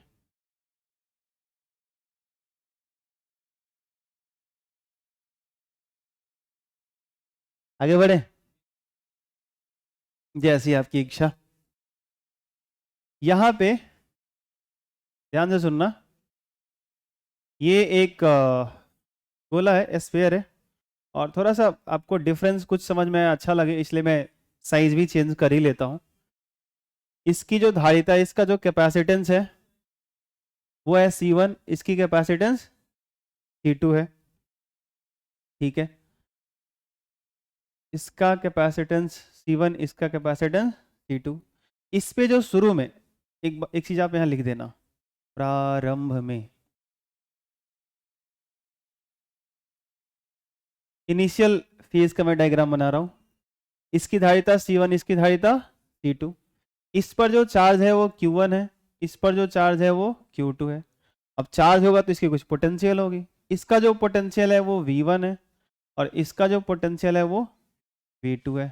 ठीक है, शुरू में। ठीक है, तो ये रहा हम लोगों का Q1, इसका पोटेंशियल V1, ये हम लोगों का चार्ज कौन सा रहा Q2, इसका पोटेंशियल क्या रहा V2। तो इनके बीच हम कुछ रिलेशन बना सकते हैं क्या, बताओ? सी क्यू वी के बीच कुछ रिलेशन हमें पता है, क्या बताओगे? बोलो बोलो, हाँ बोलो। C1, मैं C1 बराबर बस जानना चाहता हूँ क्या होना चाहिए, Q1 बटा V1, और C2 बराबर बनाना चाहूँ तो Q2 बटा V2 बनाना चाहता हूँ। चलो ठीक है, ऐसे बना सकता हूँ। ठीक, अगर पोटेंशियल का बनाना चाहता तो V1 बराबर क्या लिखता, Q1 बटा, और यहाँ अगर V2 का बनाना चाहता तो Q2 बटा आई Q2। चलो, तो ये जो है सो कि समझ में आया आपको, ये रिलेशन हम लोगों का इनिशियल है। अब एक काम करते हैं, इसका पोटेंशियल V1 है, इसका पोटेंशियल V2 है। पोटेंशियल अलग अलग होने का मतलब भैया कोई एक हायर होगा कोई एक लोअर होगा। ठीक है, अब करते क्या है हम लोग, इन दोनों को ध्यान से सुनना, इन दोनों को क्या करते हैं, एक कंडक्टिंग वायर से, एक चालक तार से इनको कनेक्ट कर दिया जाता है। क्या किया जाता है, एक चालक तार से इनको हमने कर दिया कनेक्ट, जोड़ दिया। अगर चालक तार से आपने जोड़ दिया तो थोड़ा देर के लिए मान के चल लो कि ये पोटेंशियल इसका हायर है, इसका पोटेंशियल लोअर है, किसी का मान सकते हो, कोई दिक्कत नहीं है, मान लेते हैं इसका हायर है। तो क्या होगा, इधर से पॉजिटिव चार्ज चलेंगे, इस पे जाएंगे, चार्जेस का क्या होगा, लो, क्या होगा। ठीक है, इसी को हम लोग कहेंगे रीडिस्ट्रीब्यूशन। पहले आप जब चार्ज इस पे डाल, जैसे मान लो सोचो इनिशियल वाला फेज, शुरू वाला, जब ये कनेक्ट नहीं किया था, ये अलग था ये अलग था, तो इसको भी आपने चार्ज किया होगा। जब चार्ज किया होगा तो इसके सरफेस पे चार्ज स्प्रेड हुए होंगे, फैले होंगे, इससे भी डिस्ट्रीब्यूशन हुआ, इस पे भी हुआ। अब आपने क्या किया, एक तार से कनेक्ट कर दिया, तार से जैसे ही कनेक्ट किया, एक का पोटेंशियल ज्यादा है एक का पोटेंशियल कम है, जिसका पोटेंशियल ज्यादा होगा जिसका पोटेंशियल कम होगा, हायर से लोअर की तरफ चार्ज जाना शुरू कर देगा। यानी अब इन दोनों का जो कनेक्शन के बाद, जुड़ने के बाद जो इनका एक सिस्टम बना, इसमें जो चार्जेस का डिस्ट्रीब्यूशन हो वो फिर से हो रहा है, दोबारा से हो रहा है, और ये चार्जेस का मूवमेंट जो है चलता रहेगा चलता रहेगा चलता रहेगा चलता रहेगा। ओए पीला टी शर्ट, तब तक चलता रहेगा जब तक कि दोनों का पोटेंशियल सेम नहीं हो जाता। ठीक है, जब तक कि दोनों का पोटेंशियल सेम नहीं हो जाता। सुनाई दिया? हाँ, इस बात से कोई फर्क नहीं पड़ता, ये सब दिमाग में वहम मत पाल लेना, बड़ा है तो ये ज्यादा चार्ज रखेगा, ज्यादा पोटेंशियल होगा, ज्यादा धारिता होगा, सब ज्यादा है इसका, ये सब वहम मत पाल लेना। ठीक है, ये सब चीज, हाँ सुनाई दे रहा है, समझ आ रही बात? ठीक है, अगर क्या बोलते हैं यहाँ पे, ये जो हम लोगों का इस पे चार्जेस का डिस्ट्रीब्यूशन होगा, अगर ये हायर पोटेंशियल पे है तो चार्जेस इधर से जाएंगे, ये हायर पे है तो इधर से जाएंगे, ये बेसिक बात है। हाँ, एक टाइम पे क्या होगा, इन दोनों का पोटेंशियल हो जाएगा सेम, उसके बाद इस कनेक्शन का कोई लेना देना नहीं रह जाएगा, कोई फर्क भी नहीं पड़ेगा, आप ये वायर रखो ना रखो कोई फर्क पड़ने वाला नहीं है। तो हो गया रीडिस्ट्रीब्यूशन, जो करना था हमने कर लिया, जो करना था हमने कर लिया, जो डिस्ट्रीब्यूशन होना था वो हो गया, कहानी खत्म। हाँ पढ़ ले भैया, थोड़ा सा पढ़ ले, मस्ती तो कर ही रहा तुम तो। ठीक है, अब मैं आपसे ये कहूंगा कि जो वितरण के बाद, आवेशों के वितरण के बाद, मैं सीधे ले लेता हूं वितरण के बाद, आप समझ जाना, आवेश के वितरण के बाद, वितरण के बाद, ठीक है, अब ये उसके बाद का डायग्राम मैं बना रहा हूं, तो क्या होगा आप मुझे बता सकते हो, इसकी धारिता पहले कितनी थी, अभी बताओ धारिता कितनी होगी, अभी रहे वही रहेगी, ये हुई ना बात, इसको बोलते हैं पढ़ाई। प्रियांशु, इसको क्या बोलते हैं, पढ़ाई। तो अभी इसको सी बोलते हैं, क्या बोलते हैं, हाँ, तो ये इसकी धारिता कितनी है, क्योंकि धारिता उसकी ज्योमेट्री पे डिपेंड करती है, उसका साइज पे डिपेंड करता है, आई बात समझ में, आसपास के मीडियम पे डिपेंड करता है। ठीक है, तो अभी जैसे कि जो चारों तरफ का मीडियम है, मीडियम में भी कोई चेंज नहीं है, इसके साइज में भी चेंज नहीं है, वही है, बस आपने तार जोड़ा था, इसके अलावा कुछ नहीं किया था। धारिता जो C1 थी वो C1 रहेगा, इसकी जो धारिता C2 है वो C2 रहेगा। चार्जेस का तो फ्लो हुआ था, तो चार्जेस तो घटे बड़े होंगे भाई। ठीक है, अब इस पे था पहले Q1, अभी मैं मानने वाला हूं Q1 डैश, क्या कर रहा हूं Q1 डैश, या स्मॉल Q1 भी कर दो, उधर कैपिटल Q दिखाया था ना, तो स्मॉल Q1 भी कर सकता हूँ, बट कैपिटल Q1 डैश ही लिखता हूँ। यहाँ पे कैपिटल Q2 डैश, क्योंकि वहां से अगर आया होगा तो यहाँ बड़ा होगा, यहाँ भी तो चेंज किया होगा, तो चार्जेस बदले होंगे। ठीक है, अच्छा आगे बढ़ते हैं। पोटेंशियल का क्या हाल चाल होगा? इसका पोटेंशियल V1 था, इसका V2 था, लेकिन अब इसका पोटेंशियल V होगा, इसका पोटेंशियल भी V होगा, एक चीज तो सेम हो गया। ये बात आपको समझ आई? दोनों के लिए पोटेंशियल क्या हो गया? सेम। ठीक है, क्योंकि जैसे ही पोटेंशियल सेम होगा तभी चार्ज का डिस्ट्रीब्यूशन रुकेगा। एक और बात है, अब मैं आपसे पूछूंगा एक सवाल सिंपल सा, कि अगर इस पर से चार्ज कुछ चल के यहाँ पे गया होगा, तो यहां से मान लो कि जैसे कि 2 माइक्रोकूलम चल के यहाँ पे गया, तो यहाँ आया कितना? 2 माइक्रोकूलम। तो अगर मैं आपसे पूछूं कि इस पे चार्जेस का चेंज कितना हुआ, कितना आवेश यहां से स्थानांतरित हुआ, कितना चार्ज यहां से गया, तो मैं क्या करूंगा? फाइनल माइनस इनिशियल, ऐसे कर सकता हूं। तो मान लो कि यहां गया, तो मैं मान के चलूंगा कि यहाँ पे ज्यादा है, पहले बाद में क्या हो गया? ज्यादा। पहले क्या था? कम, तो पॉजिटिव रिजल्ट मिलेगा। इसका फाइनल माइनस इनिशियल करूंगा तो क्या होगा? निगेटिव रिजल्ट आएगा, क्योंकि यहां से गया है तो यहाँ तो अंत में कम हुआ होगा, और पहले क्या था? तो इसका जो फाइनल हुआ, इसका जो इनिशियल था वो घटाएंगे तो निगेटिव वैल्यू आएगा। ये कुछ समझ में आया? तो जिधर से गया होगा, देखो आप किधर से भी सोच सकते थे, लेकिन आप ये समझना कि जो हम लोग चेंज निकाल रहे हैं उसको पॉजिटिव सोचना है, पॉजिटिव लेके चलना है। तो मैं ये सोच रहा हूं, मैं इसको अगर पकड़ लूं और मैं चेंज निकालूं कि भाई अब जो इसके पास Q2 डैश है, अब जो चार्ज है, और जो पहले चार्ज था यहाँ पे जो Q2 चार्ज था, अगर मैं इनका डिफरेंस निकालूं तो जो चार्ज आएगा उसका कुछ वैल्यू पॉजिटिव आएगा, और कुछ निकल के आएगा, क्योंकि पहले कम था अब क्या हो गया? ज्यादा। मैं मान के चल रहा हूँ कि हायर पोटेंशियल पे था, उधर से चार्ज आया है, तो चार्ज यहाँ पे बड़े होंगे, तो Q2 डैश जाहिर सी बात है कि कुछ अलग होगा। क्लियर है आपको? ठीक है, और हाँ धारिता में कोई बदलाव नहीं आएगा। चलो, अब मैं चाहता हूँ इस सिस्टम का कैपेसिटेंस फाइंड आउट करना, कि इस सिस्टम की धारिता क्या होगी। तो अगर आप ये फाइंड आउट करना चाहते हो कि इस सिस्टम की कैपेसिटेंस क्या होगी, या कैपेसिटेंस की बात, तो कैपेसिटेंस अगर बात करना चाहते हो तो हो जाएगा C1 प्लस C2। पहले एक का धारिता कितना था? C1। ज्यादा मत सोचना, जैसे एक बर्तन का आयतन मान लो कि 10 लीटर है, एक दूसरा बर्तन है उसका आयतन 10 लीटर है, दोनों को मिला करके पूछो कि अब दोनों मिलकर कितना रखेंगे? 20 लीटर। एक बर्तन मान लो कि 10 कुल, एक बर्तन, एक कंडक्टर का स्फेयर का चार्ज रखने की मैक्सिमम कैपेसिटी है 10 माइक्रोकूलम, दूसरे का है 12 माइक्रोकूलम, दोनों को मिला दो क्या करेंगे? ऐसा थोड़ी होगा 25 कर लेंगे, वो नहीं कर सकते। ये बात समझ आई? तो अगर इनसे बना हुआ जो सिस्टम है, अगर दोनों की कैपेसिटेंस मिला के मैं बात करूं तो क्या होगा? C1 plus C2। ये कुछ समझ आया? अच्छा, पहले जो चार्ज था, ध्यान से सोचना, जो पूछ रहा हूं उसका आंसर करना। पहले वाले पे चार्ज था Q1, इधर वाले पे चार्ज था Q2, दोनों जोड़ो, तार से नहीं जोड़ा हमने, पहले जोड़ो, Q1 प्लस Q2 थे। अच्छा, अगर हमने तार से जोड़ा, चार्ज यहां चल के वहां पे गया, लेकिन फिर से हम Q1 डैश और Q2 डैश जोड़े, तो वही आएगा या अलग आएगा? वही आएगा, क्योंकि भाई एक घर में से निकला दूसरे घर में चला गया। अरे एक ही परिवार में 5 लोग रहते हैं, एक रूम में से निकल के दूसरे रूम में चले गए, उधर से इधर आ गया आदमी, यही हुआ ना? और कुछ तो हुआ नहीं, बस रीडिस्ट्रीब्यूशन हुआ है। ये बात समझ में आया? तो अगर मैं आपसे पूछूं कि शुरू वाला Q1 प्लस Q2 क्या बराबर होगा Q1 dash plus Q2 dash के, तो आंसर हाँ बराबर होगा। ये बात आपको समझ आती है? तो सिंपल करना है कि अगर ये आपको पता चल गया कि इस दोनों से बने हुए सिस्टम का कैपेसिटेंस क्या है, दोनों पर टोटल चार्ज कितना है, तो भाई साहब आपको तो ये पता ही है कि चार्जेस का जो वैल्यू होता है Q1 dash plus Q2 dash, बाद वाला लिख रहा हूं, और जो उनकी कैपेसिटेंस होता है C1 प्लस C2, ये क्या देता है? पोटेंशियल देता है। Q बाई C बराबर क्या होता है? V होता है। तो ये पोटेंशियल कौन सा? ये कॉमन पोटेंशियल होगा, ये उभयनिष्ठ विभव है, जो इसका भी है इसका भी है। कुछ समझ आया? कितने लोगों को समझ में आया? हाथ उठो। कोई दिक्कत? चलो इतना कर लो। तो यहाँ पे अच्छा एक चीज बताओगे, क्या हम लोग ऐसे लिख सकते थे V बराबर, अगर ऐसे लिख दूं तो क्या गलत हो जाएगा? Q1 प्लस Q2 बटा C1 प्लस C2, क्या ये गलत हो जाएगा? ये भी तो ठीक है ना, क्योंकि ये Q1 dash plus Q2 dash तो बराबर ही है ना Q1 प्लस Q2 के। नहीं समझ आया? आया? तो आप चाहो तो ऐसे भी लिख सकते हो।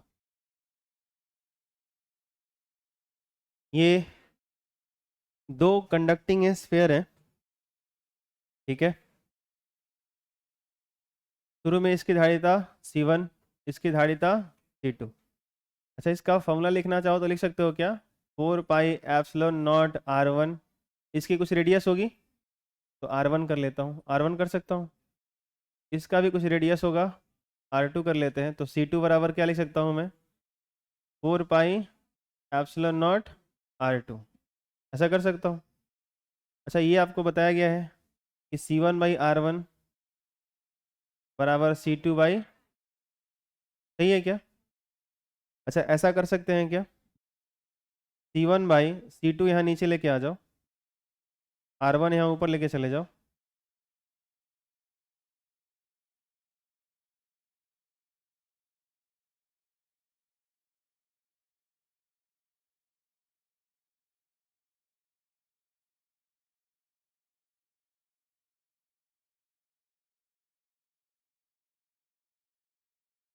r1 यहाँ आ गया बटा में, ऐसा लिख सकते हैं हम लोग, ठीक है। तो ज़रूरत के अनुसार आप इस रिलेशन का और इस रिलेशन का इस्तेमाल भी कर सकते हो। इस पे क्या बताया गया था कि इस पे चार्ज कितना है बताओ, शुरू में Q1, इस पे चार्ज कितना है Q2, इसका जो पोटेंशियल है वो क्या है V1, इसका पोटेंशियल क्या है V2, यही है ना, ठीक है। इसके बाद क्या किया गया था कि इनको एक तार से जोड़ दिया गया था, यही किया गया था, एक कंडक्टिंग वायर से चालक तार से हमने जोड़ दिया। जैसे ही चालक तार से हम इनको जोड़ते हैं क्या होता है, जो हायर पोटेंशियल पे होता है या उसके तरफ से चार्जेस फ्लो होना शुरू होते हैं, लोअर वाले पोटेंशियल पे जाता है वो। तो चार्जेस का जो मोमेंट होता है वो तब तक होते रहता है जब तक कि दोनों का पोटेंशियल सेम नहीं हो जाता। एक टाइम पर दोनों का पोटेंशियल सेम हो जाता है, और वो जो आपका पोटेंशियल होता है, वो जो आपका पोटेंशियल होता है, उस पोटेंशियल को हम कहते हैं कॉमन पोटेंशियल। क्या कहते हैं उसको, हम लोग कहते हैं कॉमन पोटेंशियल, उभयनिष्ठ विभव, क्या कहते हैं। और वो कितना से हम लोग दिखाते हैं बताओ, भी से दिखाते हैं, V1 V2 नहीं दिखाते। अब क्या दिखाते हैं कि यहाँ पर जो हम लोगों का ये जो इसका चार्ज होगा और जो पोटेंशियल होगा वो भी बदलेगा, और ये जो हमारा दोनों का पोटेंशियल क्या हो गया V, और चार्ज इस पे हो गया Q1 डैश, इस पे क्या हो गया Q2 डैश। क्लियर। हाँ, क्या नहीं बदला होगा, तो इसकी धारिता नहीं बदली होगी C1, इसकी धारिता क्या रही होगी C2। आपको लग रहा है मैंने मिटा दिया, जी नहीं है, देख लो समझ में आ रहा है। पहले वाला ये सिचुएशन था, तार से हमने कनेक्ट किया, चार्जेस का फ्लो हुआ होगा, एक टाइम पर दोनों का पोटेंशियल सेम हो जाएगा, दोनों का पोटेंशियल क्या हो गया V हो गया, चार्जेस बदल गए Q1 डैश Q2 डैश। धारिता दोनों की नहीं बदली होगी क्योंकि रेडियस पे डिपेंड कर रहा है, मीडियम पे डिपेंड करता है, तो वो नहीं बदला है। पोटेंशियल बदला, चार्ज बदला। अब जो V होता है ये उभयनिष्ठ विभव होता है, कॉमन पोटेंशियल होता है। तो ये जो उभयनिष्ठ विभव होता है कि अगर मैं पता करना चाहता हूँ इसका पोटेंशियल इसका पोटेंशियल, तो कैसे फाइंड आउट करते हैं, इसका क्या तरीका है। तो क्या बताया गया था बताओ, total charge Q1 plus Q2, यहाँ कैपिटल भी यूज कर लो कोई दिक्कत नहीं है। क्या हम यूज करते थे बताओ, Q1 dash plus Q2 dash बटा C1 प्लस C2, याद है। या ऐसा भी कर सकते हो Q1 प्लस Q2, ऐसा नहीं कर सकते क्या, Q1 प्लस Q2, क्योंकि चार्जेस का जो टोटल सम रहेगा वो तो उतना ही रहेगा। अरे बोलो हाँ या ना, शुरू में दोनों के चार्ज जोड़ लो और डिस्ट्रीब्यूशन के दोनों पर जो चार्ज है वो जोड़ लो, वो सेम ही रहेंगे। तो Q1 प्लस Q2 बटा में क्या था C1 प्लस C2। अच्छा देखो तो ये जो Q1 है, क्या इसके जगह पे हम लोग ऐसा कर सकते हैं क्या, Q1 है ये शुरू वाला चार्ज है ना, पहले वाले गोले पर शुरू वाला चार्ज है, तो Q बराबर क्या होता है CV होता है। तो क्या मैं Q1 की जगह ऐसे कर दूं C1 V1, Q2 की जगह मैं ऐसा कर सकता हूँ C2 V2, और बटा में क्या C1 प्लस C2। कितने लोगों को समझ में आया, हाथ उठाओ। चलो, तो अब मैं ये निकालना चाहता हूँ कि जो चार्ज जो ट्रांसफर हुआ है यहाँ से यहाँ तक, जो चार्ज ट्रांसफर हुआ है वो मैं निकालना चाहता हूँ, ठीक है। स्थानांतरित आवेश, ट्रांसफर्ड चार्ज, ये अगर मुझे निकालना है तो मैं कैसे निकालूंगा, तो ऐसा कर लेता हूँ। अगर मान लो कि इसका पहले जो चार्ज था वो ज़्यादा था, पहले चार्ज क्या था वो अधिक था, वो हायर पोटेंशियल पे था, मैं ये मान के चलता हूँ। मैंने बताया था ना कि थोड़ा देर के लिए मान लो कि V1 क्या है, ज़्यादा है, V2 क्या है, कम है। तो ऐसा मान के चल रहे हो कि हायर पोटेंशियल पे ये है, तो इधर से चार्ज गए होंगे, तो इधर चार्ज घटा होगा कि बढ़ा होगा, घटा होगा। तो शुरू में जो Q1 होगा वो ज़्यादा, और बाद में जब Q1 से Q1 डैश हुआ होगा, Q1 डैश हुआ होगा तो ये कम हो गया होगा। तो मुझे अगर निकालना है कितना चार्ज गया, तो मैं ऐसा नहीं कर सकता, जो पहले चार्ज था Q1 और माइनस जो अभी होगा उस पर Q1 डैश, इन दोनों का सब्ट्रैक्शन कर लूँ। ये बात समझ आती है? अब हम लोग यही करने वाले हैं। तो शुरू वाला में जो ये आपका Q1 था, इस Q1 की जगह आप क्या कर सकते हो, T1 V1 कर सकते हो आप, माइनस अब ये जो Q1 डैश है, अब ये बाद में जब चार्जेस का डिस्ट्रीब्यूशन हो गया है, रिडिस्ट्रीब्यूशन हो गया, उसके बाद की बात है। तो ये Q1 डैश कैसे निकलेगा, तो C1 उसका कैपेसिटेंस तो चेंज हुआ नहीं है, तो वो तो रहेगा C1, लेकिन उसका पोटेंशियल V1 से V हो गया है, तो मुझे मल्टीप्लाई करना पड़ेगा V से। ये बात आपको समझ आई? किसी को दिक्कत? तो अब मैं क्या करने वाला हूँ, ध्यान से देखना। ये रहेगा C1 V1 अपने जगह पे, माइनस ये जो C1 है V के जगह पर ये जो कॉमन पोटेंशियल का फॉर्मूला आपने यहाँ पे निकाला है ना, उसको वहां से उठाइए और यहाँ पे आप पुट कर दो। कौन सा? C1 V1 plus C2 V2 बटा C1 plus C2।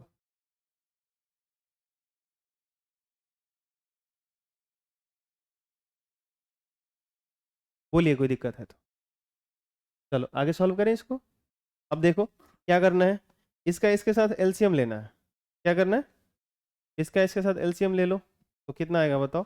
C1 V1 के साथ बेसिकली इनको मल्टीप्लाई करना पड़ेगा। क्या करना पड़ेगा, मल्टीप्लाई करो। कुछ कटने लायक तो दिख नहीं रहा है वैसे, ठीक है, तो करो। क्या होगा, C1 V1 और यहाँ पे क्या आएगा, C1 प्लस C2। एलसीएम कितना होगा बताओ, C1 प्लस C2, और यहाँ माइनस में तो जो था वही रह जाएगा। देख लो सही से, यहाँ C1 बाहर में है, C1 V1 C2 V2, तो ऐसा हो जाएगा ये C1 और ब्रैकेट में C1 V1 plus C2 V2। ठीक है, चलो मल्टीप्लाई करो सबको। ये क्या आ जाएगा, C1 square V1 plus C1 C2 V1, C1 C2 V1। ठीक है, थोड़ा अच्छा लगेगा पढ़ने में इसलिए वैसे लिख रहा हूँ। आगे करो, माइनस इनको मल्टीप्लाई करो, C1 स्क्वायर V1, और बोलो आगे, माइनस प्लस माइनस हो जाएगा, C1 C2 V2। ऐसा होगा क्या, बटा में बताओ क्या है, C1 प्लस C2। देखो तो ऊपर अब कुछ कटने लायक दिख रहा है, C1 square V1 C1 square V1 plus minus में है ना, खत्म हो जाएगा। तो यहाँ पे क्या आएगा बताओ, C1 C2 V1 minus C1 C2 V2, यही है ना, और बटा में क्या है बताओ, C1 प्लस C2। पूरा सीसी बोतल हो रहा है। C1 C2 कॉमन निकाल लो, क्या कर सकते हैं हम लोग, है तो वैसे बोलना पड़ेगा। C1 C2 दोनों में दिख रहा होगा, कॉमन निकाल लो, V1 माइनस V2 बटा में बताओ C1 प्लस C2। ठीक है, आप क्या निकाल रहे हो, कितना चार्ज ट्रांसफर हुआ है, कितना चार्ज ट्रांसफर हुआ, ध्यान रखना इस बात का। नहीं तो निकाल लिए, फॉर्मूला भी याद हो गया, क्या निकाल रहे थे पता ही नहीं है। तो C1 इंटू C2 बटा C1 प्लस C2। ठीक है, और ब्रैकेट में ये जो V1 माइनस V2 है, V1 माइनस V2 सही से याद करो, V1 क्या था, जो शुरू में पहला स्फीयर था उसका पोटेंशियल था। V2 क्या था, शुरू में जो दूसरा स्फीयर था उसका पोटेंशियल था। तो उन दोनों स्फीयर के पोटेंशियल का ये डिफरेंस है, सही है ना। तो इसको जो है सो कि इनिशियल पोटेंशियल डिफरेंस और टू स्फीयर्स लिख सकते हो, दोनों गोलों के प्रारंभिक विभव का अंतर, दोनों गोलों के विभव का, दोनों गोलों का प्रारंभिक विभवांतर भी कह सकते हो। तो डेल्टा V से दिखाओ, लेकिन मैं चाहता हूं कि आप उसको ऐसे मत दिखाओ, V1 माइनस V2 ही रखो, चलेगा, कोई दिक्कत नहीं है। ये कुछ समझ आया? अब यहां पर एक छोटी सी चीज मुझे बताओगे कि इनिशियल फेज में जो V1 और V2 दोनों स्फीयर के जो पोटेंशियल है वो अलग है। अगर वो अलग है तो जाहिर सी बात है कि इसका कुछ ना कुछ वैल्यू होगा। थोड़ा सा सोचना, इक्वेशन पे सोचना चाहिए अंत में आने के बाद। हमने क्या माना था, किसको ज्यादा माना था? V1 को ज्यादा माना था, V2 को कम माना था। ये हायर पोटेंशियल, ये लोअर पोटेंशियल, ज्यादा में से कम घटाओगे पॉजिटिव रिजल्ट आएगा। ये पूरा वैल्यू पॉजिटिव है कि निगेटिव है? पॉजिटिव है, ठीक है। अच्छा C1 C2 ये तो वो कैपेसिटेंस है, ये कांस्टेंट होगा, जो भी कंडक्टर है उनके वैल्यू से फाइंड आउट किए जाएंगे, ठीक है, बढ़िया है। ये तो ये चीज आपको बताता है कि अगर इन दोनों स्फीयर का अगर पोटेंशियल अलग अलग है, इन दोनों का अगर पोटेंशियल अलग अलग है, तो भाई साहब आपका चार्ज का ट्रांसफर होगा। लेकिन अगर सोचो कि दोनों गोलों का पोटेंशियल अगर शुरू में ही सेम हो जाता या रहता, V1 और V2 बराबर रहते, तो आज V1 और V2 के जगह पे सेम वैल्यू पुट करते तो ये क्या हो जाता? जीरो। और अगर ये जीरो हो जाता तो ये पूरा क्या हो जाता? जीरो। और अगर ये जीरो हो जाता तो आप क्या निकाल रहे हो? चार्ज ट्रांसफर निकाल रहे हो। इसका मतलब निकल के आता कि जो ट्रांसफर चार्ज है जीरो होता, यानी आवेश एक गोले पर से दूसरे गोले पर नहीं जाता। और ये बात इतना कठिन तो है ही नहीं। दो सेम पोटेंशियल के बीच में चार्जेस का फ्लो कैसे होगा? चार्जेस का फ्लो तभी होगा जब पोटेंशियल का डिफरेंस होगा। और ये बात आपको करंट इलेक्ट्रिसिटी के लिए और अच्छे से हेल्प करता है, समझाता है। ये इक्वेशन, ये फॉर्मूला एक तरह से कह रहा है कि अगर दो गोलों का पोटेंशियल सेम हो जाए, दो चीजों का पोटेंशियल सेम हो जाए, तो उन पे चार्ज का ट्रांसफर नहीं होता। क्योंकि अगर पोटेंशियल सेम हुआ तो इस कंडीशन में क्या हो जाएगा? जब आप चार्ज ट्रांसफर निकालोगे, वो चार्ज ट्रांसफर आपका कितना आ जाएगा? ट्रांसफर्ड चार्ज कह सकते हो बेसिकली इनको, या स्थानांतरित आवेश जो हम लोग कह रहे हैं। स्थानांतरित आवेश जो आप कह रहे हो वो क्या मिलेगा? शून्य। कब? यदि क्या हो? V1 बराबर V2। अगर ये वाला कंडीशन आपको दिया जाए कि शुरू में यदि V1 बराबर V2, तब क्या हो जाएगा? स्थानांतरित आवेश का जो मान होगा वो क्या होगा बताओ? शून्य होगा, जीरो होगा, चार्ज ट्रांसफर नहीं होगा। ये समझ आया? तो कितना चार्ज ट्रांसफर होगा अगर आपको निकालना है तो फॉर्मूला अप्लाई करो, लेकिन तभी अप्लाई करना जब पोटेंशियल का डिफरेंस शुरू में हो। सुनाई दिया? कोई दिक्कत? ठीक है, सुनो ध्यान से। ये इनिशियल केस का डायग्राम है। Charge Q1, potential V1, capacitance C1। इसका charge Q2, potential V2, capacitance C2। इसका इनिशियल एनर्जी बताओगे? एनर्जी का फॉर्मूला हमने कुछ प्रूव किया था, हाफ CV² कुछ करके आया था। क्या था बताओ? Half.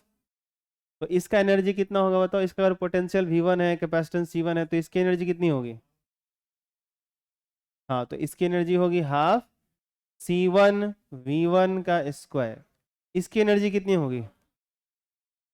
Half C2 V2 square. ये होगा।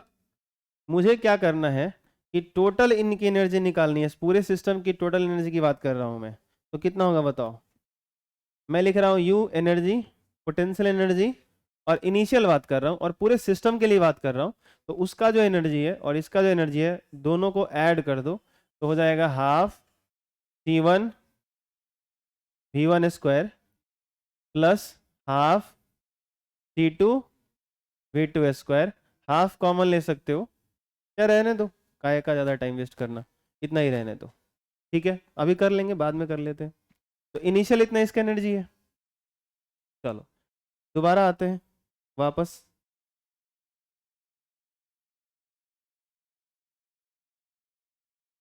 अभी जो है सो कि हम लोग करने क्या वाले हैं कि इनको क्या किया गया, एक तार से कनेक्ट कर दिया गया। क्या किया गया बताओ? इनको एक वायर से कनेक्ट किया गया, और जब इनको वायर से कनेक्ट करते हैं तो क्या होता है बताओ? चार्ज का डिस्ट्रीब्यूशन फिर से होता है। और जब चार्ज का डिस्ट्रीब्यूशन होता है तो इनके ऊपर चार्ज बदलता है, और इनकी क्या बदलती है? पोटेंशियल बदलता है। तो इसका पोटेंशियल हो जाता है कितना? V। इसका भी पोटेंशियल कितना हो जाता है? V हो गया। दोनों का सेम पोटेंशियल हो जाता है जब ऐसे तार से जोड़े रहते हैं तो। और चार्ज इस पे Q1 डैश, इस पे चार्ज Q2 डैश। धारिता तो वैसे ही रहती है C1 C2। किसी को समस्या है तो बोलो। ठीक है, मैं पीछे नहीं देख रहा हूँ कि आप कितना बात कर रहे हैं, कितना पढ़ रहे हैं। मैं तो अच्छे से पढ़ा रहा हूँ, लेकिन मेरी बड़ाई ज़रूर करना कि सर पढ़ाते बहुत अच्छा है। भले तुम लोग ये पढ़ो मत, से अलग वो अलग बात है, लेकिन बाहर निकलो तो पूरा एकदम बड़ाई निकलना चाहिए। शंभू सर जैसा कोई नहीं। आई बात समझ में? हाँ, बस मुझे यही चाहिए। क्या बोलोगे? मतलब अच्छाई में कि बुराई में?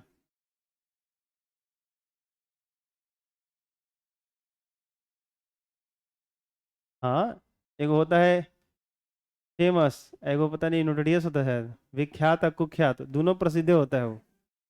तो विख्यात करना है, कुख्यात नहीं करना है। चलो ध्यान सुनो। अब मुझे इस सिस्टम की पोटेंशियल एनर्जी मेरे को चाहिए, ठीक है। हमको क्या पता होता है बताओ, क्या निकालना है बताओ? इस सिस्टम की पोटेंशियल एनर्जी, पोटेंशियल एनर्जी का फॉर्मूला क्या होता है बताओ? हाँ, हाफ सी वी स्क्वायर। तो अब इसका कितना होगा बता सकते हो? हाफ कैपेसिटेंस इसका भी C1 है, इसका कितना होगा? अब V1 नहीं लिखेंगे, V लिखेंगे, तो वी स्क्वायर। इसका बताओगे? Half C2 V square. ये हुई ना बात? हाँ, जनता जाग रही है। तो अभी क्या होगा?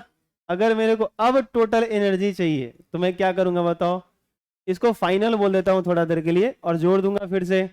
तो 1/2, बोलो बोलो, C1 वी स्क्वायर प्लस 1/2। समझदार हो? एक काम कर लेते हैं, 1/2 और वी स्क्वायर कॉमन निकाल लेता हूं। ब्रैकेट में C1 प्लस C2 ऐसे आएगा क्या? कुछ गलती किया तो बोलो। सही है, ठीक। अब हमको क्या करना है? एनर्जी जो लॉस हो रहा है उसको फाइंड आउट करना है। इसका क्या मतलब है? इसका ये मतलब है कि सिस्टम की जो पहले जितनी एनर्जी थी वो ज्यादा थी कि कम थी? ज्यादा होगी। और बाद में जब रिडिस्ट्रीब्यूशन हुआ होगा तो एनर्जी लॉस होने का मतलब उसमें से एनर्जी कुछ रिलीज किया होगा, उस किसी फॉर्म में कन्वर्ट कर गया होगा। तो बाद में जो सिस्टम की एनर्जी होगी वो कम होगी पहले से कि ज्यादा? कम हो गई होगी। तो कौन सा एनर्जी कम है, कौन सा एनर्जी ज्यादा है? फाइनल वाला कि इनिशियल वाला? मैंने दोनों पूछ लिया। ज्यादा कौन सा होगा और कम कौन सा होगा? ये तो बहुत ही आसान बात है। ज्यादा कौन होगा? पहले वाला। तो अगर मुझे निकालना है लॉस ऑफ एनर्जी कि कितना एनर्जी लॉस हुआ, तो मैं ऐसा कर दूं, ऐसे लिखता हूं, लॉस ऑफ एनर्जी, एक लाइन लिख देता हूं फिर से, ठीक है। और इसको आप डेल्टा यू से दिखा सकते हो क्योंकि एक तरह का चेंज है ये। और ऐसे लिखने वाला हूं, you initial minus you final. Final minus initial क्यों नहीं किया, समझ आया? कोई दिक्कत? इनिशियल वाला पहले ज्यादा था सिस्टम की एनर्जी, बाद में कम हो गया होगा, ज्यादा में से कम घटाओगे, जो आएगा वैल्यू वो हो जाएगा कितना एनर्जी लॉस हुआ। क्लियर? जब इक्वेशन आएगा ना फिर से उसको रीड करेंगे अच्छे से, पकड़ में आ जाएगा। व्हाइट टी शर्ट, देखो इधर, देखो मेरे अंदर ऐसा कुछ भी नहीं है कि हम मतलब तुम मेरे पर फिदा हो जाओ और तुम अच्छे से पढ़ाई पे ध्यान दो, ठीक है। मेरे पास यही है, मिला जुला के इतना ही है, इससे ज्यादा कुछ नहीं है मेरे पास, ठीक है। तो प्लीज इसी पर ध्यान दो, इसी से लुभा सकता हूँ, इसी से आकर्षित कर सकता हूँ, इसके अलावा कुछ है नहीं। चलो आगे बढ़े। डेल्टा यू, यू बराबर इनिशियल कितनी थी बताओ? भूल गए? हाफ C1 V1 का स्क्वायर प्लस हाफ, ये इनिशियल वाला था, इसमें से घटाना है माइनस कौन सा? Half we square C1 plus, एक काम करोगे, अब देखो 1/2 1/2 1/2 सब में है, कॉमन निकाल सकते हैं। चलो तो इस बार अभी निकाल लेते हैं 1/2, अब कॉमन निकाल लेते हैं। यहाँ पे ये दिख रहा है, बताओ क्या? C1 V1 का स्क्वायर प्लस C2 V2 का स्क्वायर माइनस ये जो V है, ये जो V है ये तो ओहेनिस विभव है, कॉमन पोटेंशियल है। डिस्ट्रीब्यूशन के बाद दोनों का जो विभव हो जाता है वो है, इसका एक फॉर्मूला हमने डिराइव किया था, v बराबर क्या डिराइव किया था, याद है किसी को? अभी इधर निकाला था ना, कहीं देखो, ये वो वैनिश v को कैसे निकालते हैं, c1 v1 plus c2 v2 बटा, हाँ, तो जागे रहे ना, ठीक है। पुराने जमाने में ना वो डकैता था सब, डकैत, चोर समझ नहीं, डकैत डाका डालता था सब, घर में सेंध मारता था सब। तो वो लोग, गांव के लोग कैसे बचाते थे, एक गांव का लोग दूसरा गांव का लोग, घर भी इतना नहीं था ना, यहाँ तो बहुत क्लोज में घर हो गया। अभी आप पूछोगे पापा से पूछना, बाबा से पूछना कि 25 साल बाद जलालपुर में क्या था, पता चलेगा ना कि एक दो घर था। इधर पूरा जंगल वंगल पता चलेगा, यहाँ के लोगों से बात करोगे तो ऐसा हुआ करता था, लोग कम थे, घर कम था, जनसंख्या घनत्व तो बहुत कम था, घर का घनत्व तो भी कम था। तो उस वक्त जो चोरी होती थी, वो चोरी ऐसे होता था ना कि घर में सेंध मार दिया जाता था, उसको सेंध मारना बोला जाता था, डकैती होता था। तो लोग उससे कैसे बचते थे, इस गांव का लोग भी 12 बजे रात तक जगा हुआ है, अब फिर उसके बाद 12 बजे के बाद उस गांव का लोग जागा हुआ है, और उधर से वो चिल्ला रहा है जागल रही हो, आधा रात तक इस गांव का, मैं उसका खुद हिस्सा रहा हूँ, हमको इस जमाने का मत समझो, हम उस जमाने के हैं, ठीक है, जिस जमाने में तुम नहीं थे, ठीक है, समझ आया? तो समझ, थोड़ा सा ध्यान रखा करो, सही बता रहा हूँ, ये सब होता था। तो थोड़ा सा तुम लोग वैसे ही जगे रहो, समझ में? हाँ, नहीं तो इधर डकैती हो जाएगा, तुम लोगों को पता भी नहीं चलेगा। जगे रहो, अभी तो समझाया, फिर सो गई तुम, कहानी में।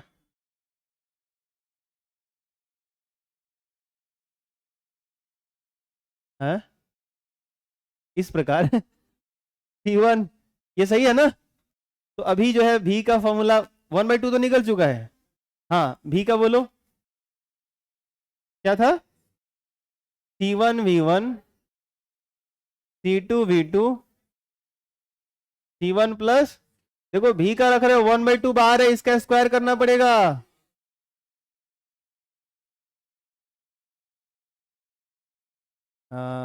मेरी गलती पे मुंह बाने वालों, भगवान ऊपर से देख रहा है, ठीक है, जितना मेरे से गलती होता है ना, तुमसे कम ही होता है, ठीक है। हाँ, ये 1/2 सही है। चलो जल्दी जल्दी करते हैं, कैलकुलेशन है, बस गणित है, बोलो C1 v1 square plus C2 v2 square चलेगा, माइनस ये देखो ऊपर नीचे स्क्वायर करके बांट दो, ये अलग ये अलग, तो ऊपर हो जाएगा, ये क्या हो जाएगा बताओ, C1 v1 plus C2 v2 का होल स्क्वायर, नीचे C1 प्लस C2 का होल स्क्वायर आएगा, गुना में C1 इंटू C2 एक है, एक कैंसिल हो जाएगा, एक बच जाएगा, ऐसा कुछ C1 प्लस C2 यहाँ पर ऐसा आ जाएगा। बोलो अगर गलत बोल रहा हूं तो, सही बोल रहा हूं ना? फिर तो ठीक है। तो अभी मैं क्या करने वाला हूं, ध्यान से देखना, अभी मैं ये करने वाला हूं,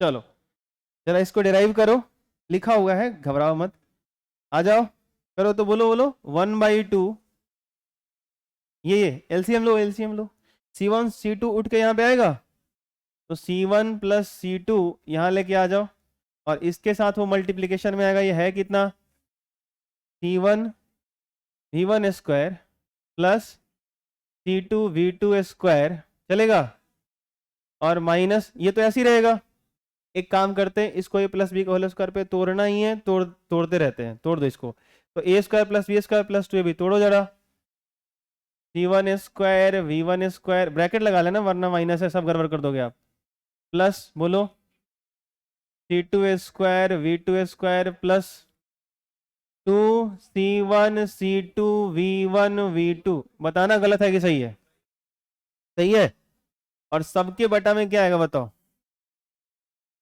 C1 प्लस, अगर किसी को लग रहा है कि कुछ अन्याय हुआ तो बगल में ही थाना है, जा सकते हो, संपर्क करना, नंबर है 100, ये मल्टीप्लाई करो जरा,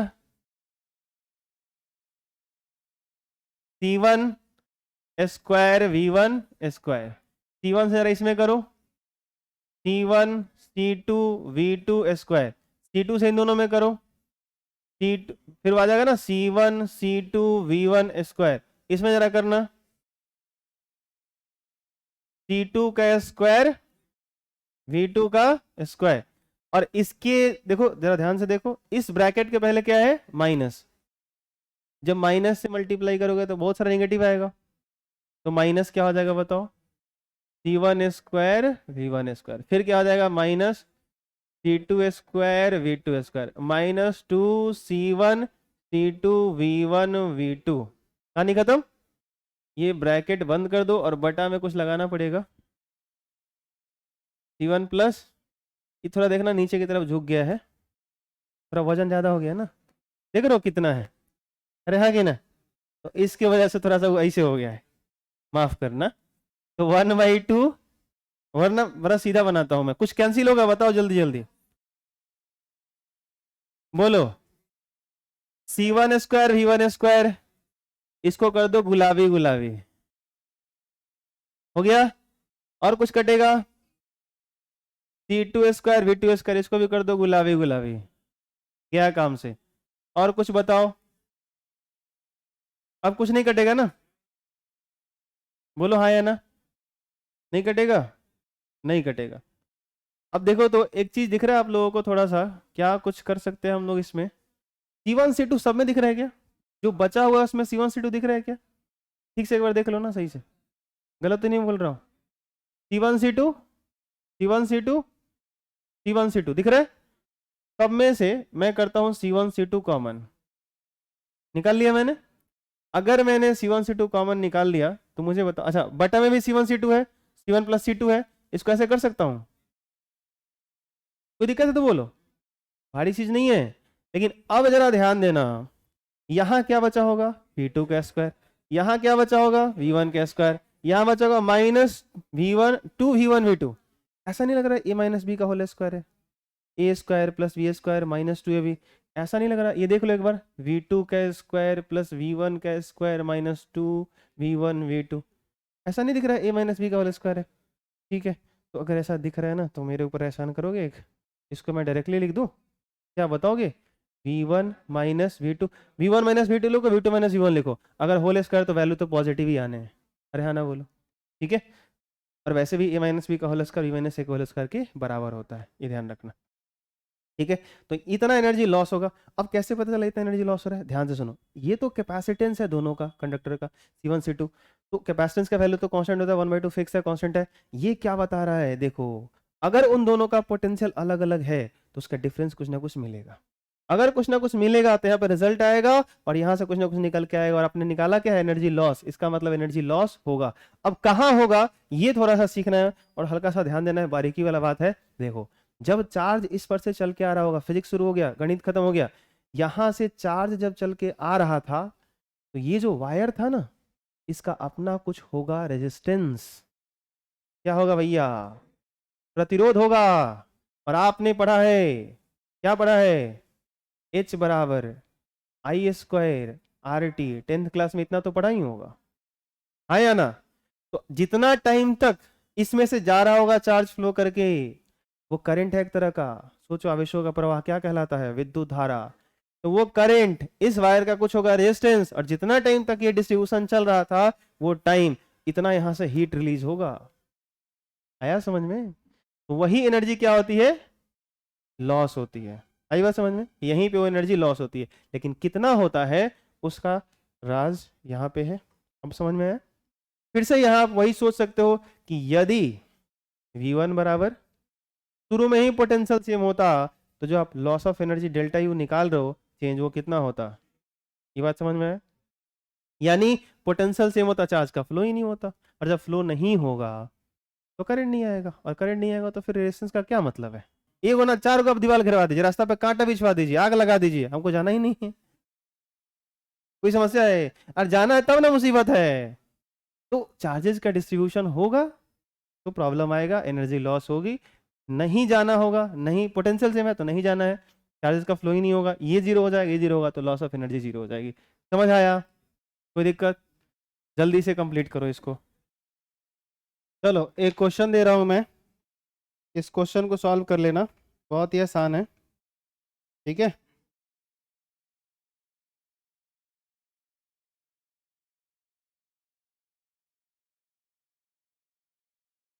क्वेश्चन है, दो स्फीयर है और आइसोलेटेड है। आइसोलेटेड का मतलब दोनों अलग अलग है, इसको विलगित कहते हैं, मतलब अलग अलग। ठीक है, ये अलग है, ये अलग है, एक दूसरे से कोई कनेक्शन नहीं है।